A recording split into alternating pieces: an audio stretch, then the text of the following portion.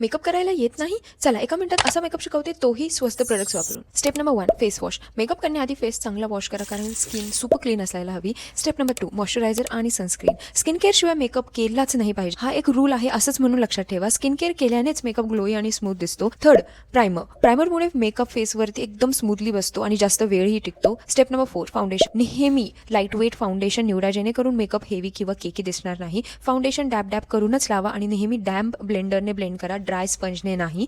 Step number 5, setting powder. Under eye set करण्यासाठी setting powder वापरा. Step number 6, translucent powder. कोणतेही Pond's वापरली तरी चालेल.